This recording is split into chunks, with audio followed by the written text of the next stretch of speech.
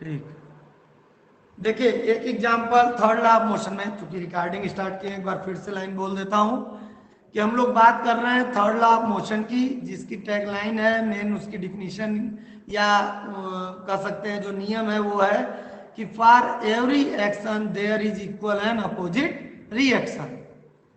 ठीक, जब भी हम किसी ऑब्जेक्ट पे फोर्स लगाते हैं तो वो ऑब्जेक्ट भी हमारे ऊपर इक्वल एंड अपोजिट फोर्स लगाता है। अब सेकेंड लॉ ऑफ मोशन से हम लोगों को एक फार्मूला मिला था, F is equal to m into ए।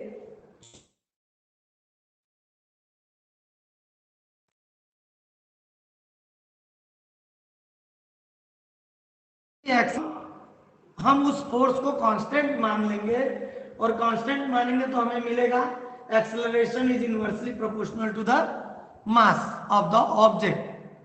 अब इसके आधार पर, यानी किसी ऑब्जेक्ट का अगर मास कम है तो एक्सेलरेशन ज्यादा होगा, मास अधिक है तो एक्सेलरेशन कम होगा।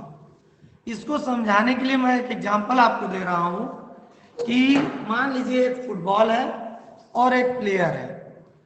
प्लेयर ने उस फुटबॉल को किक करने के लिए अपने पैर को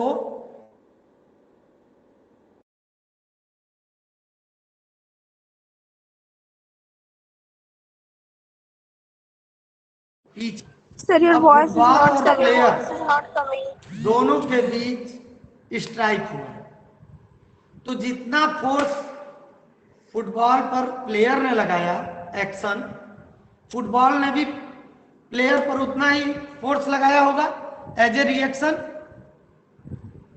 तो दोनों को बराबर दूर जाना चाहिए। जैसे फुटबॉल इतना दूर गया तो प्लेयर को भी पीछे फेंका जाना चाहिए भाई, लेकिन ऐसा तो होता नहीं है, केवल फुटबॉल आगे की तरफ मूव करती है। क्यों करती है? What is the reason behind it?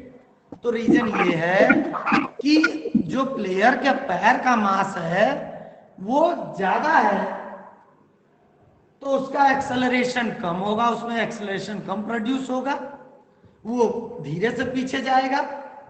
और फुटबॉल का मास बहुत कम है तो उसमें एक्सेलरेशन ज्यादा प्रोड्यूस होगा और वो तेजी से आगे जाएगा। बात क्लियर है? Excuse me sir. बताइए, कोई कंफ्यूजन? सर जैसे कोई भी ऑब्जेक्ट है उसका मास मेरे पैर से अधिक है, तो उस पे से क्लिक करेंगे तो सर हम थोड़ा ऊंचा हमको बोलो क्या भाई, फिर से। सर अगर कोई ऑब्जेक्ट है सर उसको क्लिक यस, किया जा रहा है तो उसका मास मेरे पैर से अधिक है, तो सर इसमें क्या सर? क्वेश्चन हमको नहीं पूरी बात समझ में आ रही है बेटा।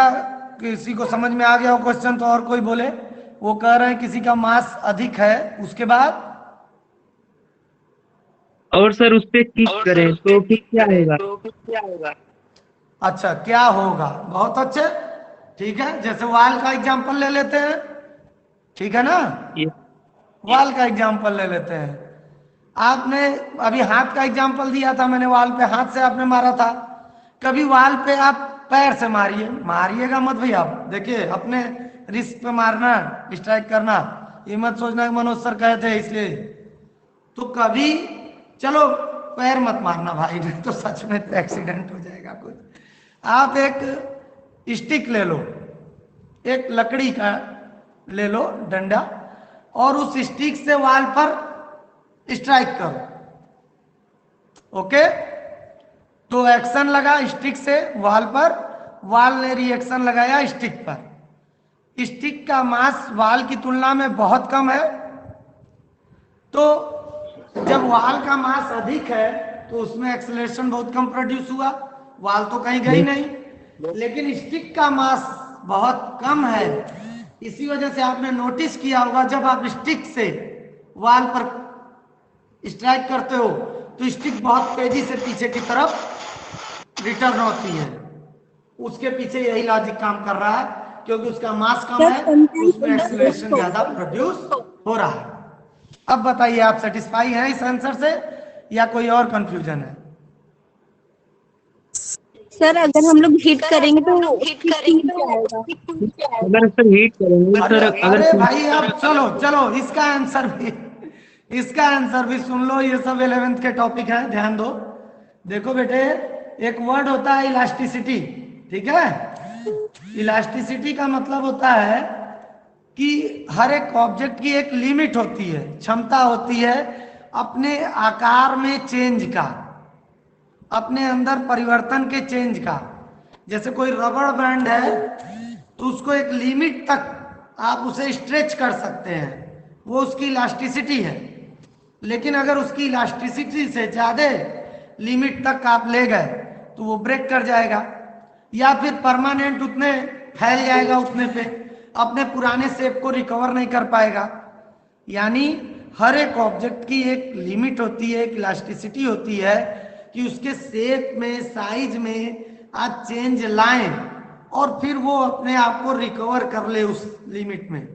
तो अगर उस लिमिट तक आप ले गए तब तो वो रिकवर कर लेगा, लेकिन उससे ज़्यादा आपने फोर्स अगर अप्लाई कर दिया तो वो परमानेंटली उसका शेप साइज चेंज हो जाएगा। तो आपने कहा स्टिक टूट जाएगी, तो टूटने का मतलब आपने जरूरत से ज्यादा फोर्स उस पर अब उसके थ्रू अप्लाई करवा दिया वॉल पे, तो वॉल ने भी उतना ही फोर्स रिटर्न किया, लेकिन वो फोर्स जो है हमारा स्टिक बियर नहीं कर पाया। ठीक है, और कुछ? Sir sir through a bullet. तेज बोलो भाई। देखो मेरा स्पीकर पे रखा हूं, लेकिन वो लगाता हूं ब्लूटूथ तो आप लोग को आवाज नहीं क्लियर आती। बोलिए। सर जब हम किसी बुलेट से स्ट्राइक करते हैं तो हम पीछे क्यों आ जाते हाँ बहुत अच्छा, वेरी नाइस क्वेश्चन। देखो सब जगह यही काम कर रहा है बेटे। एक तो देखो बुलेट का मास है बहुत छोटा, बहुत कम, और बुलेट की तुलना में गन का मास ज्यादा है, ठीक।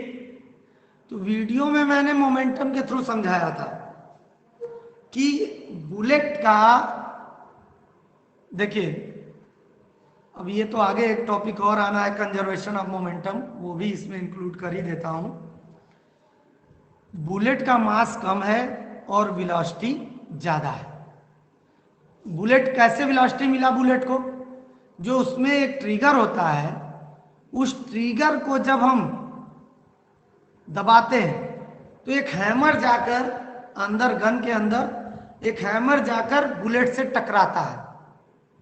Yes sir. ठीक है, यस सर, वो अब कॉइल को बाहर यस गन सर। के अंदर की बात हम लोग कर रहे हैं, गन के अंदर की बात हो रही है, ठीक है। आपने ट्रिगर को पुल किया तो गन के अंदर एक हैमर होता है जो कि बुलेट से टकराया, तो वो हैमर जितनी तेजी से टकराया बुलेट से, अब बुलेट भी उतना ही फोर्स हैमर पे लगाएगा, इक्वल एंड अपोजिट फोर्स लगाया होगा बुलेट ने। लेकिन बुलेट को तो रास्ता मिल गया भाई, वो सीधे निकल गया, उसको वेलोसिटी मिल गई और वो बहुत तेजी से आगे बढ़ गया। यहां पे ये काम कर रहा है, बुलेट का मास कम, एक्सेलरेशन ज्यादा। तो कुछ लोग क्वेश्चन उठा सकते हैं कि सर जो उसमें हैमर लगा होगा उसका मास भी तो बहुत ज्यादा नहीं होगा। बिल्कुल सही बात, हैमर का मास नहीं ज्यादा है बेटा, लेकिन बुलेट को निकलने के लिए तो रास्ता मिल गया, लेकिन वो हैमर अभी भी गन के अंदर है। यानी कि वो जो हैमर है उसका मास उस गन के मास के साथ इंक्लूडेड है।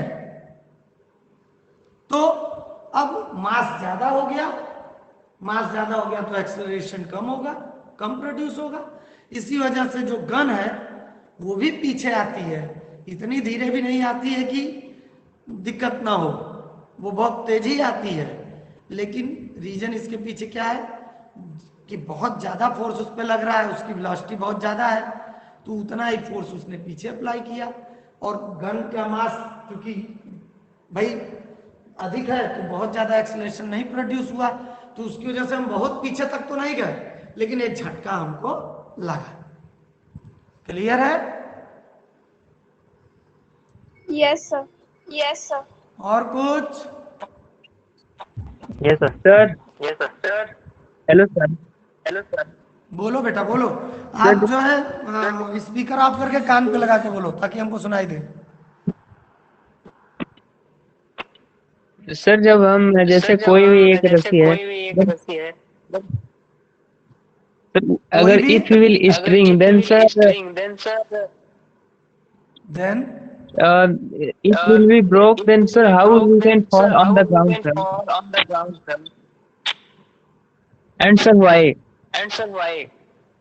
सुनिए, मतलब आप कह रहे हैं कि जब हम कोई स्टिक से किसी मासिव ऑब्जेक्ट पे स्ट्राइक करते हैं तो वो क्यों टूट No जाता sir, है, यही क्वेश्चन है? no sir. सब लोग सुनो भाई क्वेश्चन ध्यान से। यस। सर जैसे कोई एक रस्सी है सर ना, और हाँ सर उसको सर खींचे तो सर ठीक। जब टूटता है तो सर हम क्यों गिरते हैं? हाँ ठीक है, ये तो वही टग ऑफ वार वाला गेम हो गया ना। Yes sir. हाँ सुनिए, हाँ सर। देखिए अब आपका क्वेश्चन सही है। टग ऑफ वार गेम में क्या होता है, दो टीमें अलग अलग डायरेक्शन से एक दूसरे को पुल करती हैं, खींचती हैं, ठीक है।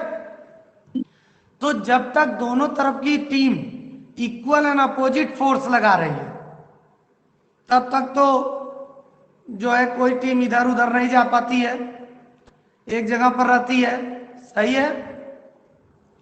यस और सर। वो एक दूसरे को बैलेंस किए रहते हैं, वो एक दूसरे को बैलेंस किए रहते हैं, जिसकी वजह से वो टिके हुए हैं, खड़े हैं। लेकिन अगर किसी वजह से ये रस्सी टूट जाए, ये रोप ब्रेक कर जाए, तो जो फोर्स उसको सपोर्ट कर रहा था, उसको बैलेंस कर रहा था, यहाँ पे बैलेंस फोर्स का भी एग्जांपल है ये एक तरह से। तो जो फोर्स उसको बैलेंस कर रहा था, अब वो फोर्स ही गायब हो गया। तो जब वो फोर्स गायब हो गया तो अब ये अनबैलेंस्ड फोर्स का केस हो गया कि एक तरफ ही लोग फोर्स लगा रहे हैं, दूसरे तरफ तो फोर्स ही नहीं है। तो ऑब्जेक्ट किस डायरेक्शन में भागेगा, जिधर की तरफ फोर्स लग रहा है। Opposite direction. अनबैलेंस। हाँ अनबैलेंस फोर्स का केस हो गया ये, इसी वजह से लोग पीछे की तरफ गिर जाते हैं बेटे। क्या मेरा आंसर सही है? जिन्होंने क्वेश्चन पूछा वो बताएं। हेलो यस सर, मेरे हिसाब से सही है सर। बेटे देखिए, एक्शन रिएक्शन का एग्जांपल हम दे सकते हैं किस केस में, कि भाई दोनों तरफ से लोग फोर्स लगाते हैं, इक्वल एंड अपोजिट फोर्स लगाते हैं। जब तक इक्वल एंड अपोजिट फोर्स रहेगा कोई टीम जीतेगी ही नहीं, ना कोई टीम हारेगी। जीतेगी या हारेगी कब कोई टीम, जब ये अनबैलेंस्ड फोर्स हो जाएगा, यानी एक टीम ज्यादा और एक टीम कम। और हम लोग जब अनबैलेंस्ड फोर्स स्टडी कर रहे थे तो उसमें हम लोगों ने सीखा था कि जिस तरफ ज्यादा फोर्स का अमाउंट होगा ऑब्जेक्ट उस डायरेक्शन में मूव करने लगेगा। ठीक है, और कोई कंफ्यूजन?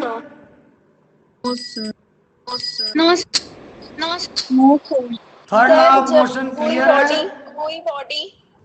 Yes sir. देखिए मैंने इसकी रिकॉर्डिंग भी कर दिया है, ये टीचमेंट पर अवेलेबल रहेगा, मुझे लगता है शायद सभी लोग देख सकते हैं। तो अगर दिक्कत होगी तो बताइएगा, बाकी मैं इसे चैनल पे भी अपलोड कर ही दूंगा ताकि लोग इसका लाभ ले सकें।